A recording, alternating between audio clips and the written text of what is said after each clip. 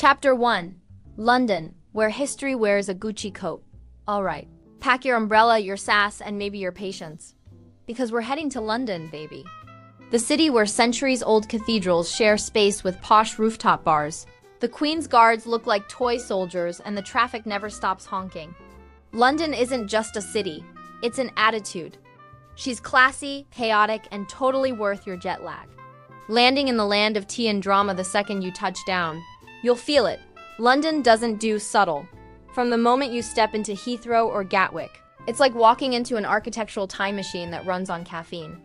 One minute you're staring at medieval towers, the next you re under a glass skyscraper that looks like it fell out of a sci-fi movie. And somehow it works. You'll hear 100 accents in 10 minutes, spot business suits next to thrifted streetwear, and smell a dozen cuisines fighting for your attention on one block. London is loud, proud, and perfectly unpredictable, and if you think you can do it all in 3 days, sit down and have some tea, love. You're adorable. First impressions, the city that doesn't blink. London is like that friend who's impossibly stylish, knows everyone, and still complains about the weather, the vibe. Fast-paced, cosmopolitan, slightly moody, but always ready to impress. You'll see it right away. Big Ben glowing over the Thames, the London Eye spinning like a lazy Ferris wheel of overpriced selfies, and Buckingham Palace standing there pretending it's not crawling with tourists. It's a city where history and hype hook up on every street corner.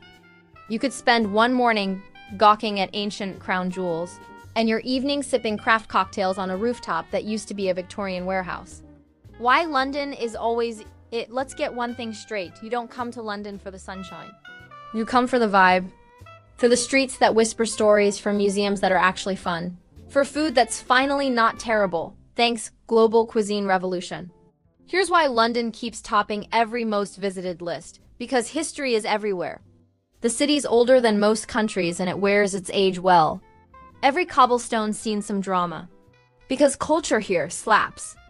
Theater, art, music, fashion, London sets trends while pretending it doesn't care. Because it's never boring. Each neighborhood feels like a different city.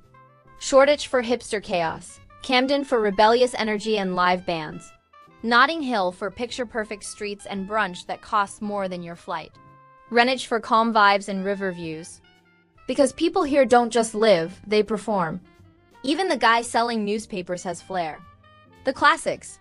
Yes, you still gotta see them. You can try to be cool and say you're skipping the tourist stuff. But let's be real, if you go to London and don't see Big Ben, it's basically a crime against content creation. So here's your unapologetically iconic checklist. No shame, just facts. The Tower of London. 1,000 years of scandal, ghosts, and shiny jewels. The British Museum, free, massive, and full of stolen stuff that somehow looks good under spotlights. The London Eye. Touristy as hell, but those skyline views. Chef's kiss. Westminster Abbey, where royals get crowned, married, and buried. The ultimate all-in-one venue. Camden Market. Chaos, food, vintage, and music. It's a sensory punch in the best way. Covent Garden. Street performers who might outshine actual West End actors. If you're not exhausted by now, congratulations. You're either superhuman or high on Pret coffee. Survival tips. London edition, because this city can chew up rookies and spit out jet-lagged zombies. Here's your crash course. Transport. The tube is fast, reliable, and hotter than the surface of the sun in summer. Get an Oyster card, stand on the right side of the escalator, and don't make eye contact. That's basically etiquette. Budget. London isn't cheap. But tons of stuff is free, like most museums, beautiful parks, and the sheer joy of people watching at a pub. Weather. It rains. Then it shines. Then it rains again. Carry a jacket, don't trust the forecast, and remember, gloomy skies make for moody aesthetic shots. Food. Forget the old stereotypes. London's food scene is world-class now. Street food, Michelin stars, vegan joints, you name it. Money tip. Tap to pay is everywhere. Even your dog could buy a latte here. Where to stay? Pick your personality. London has a neighborhood for every type of traveler. Westminster per South Bank.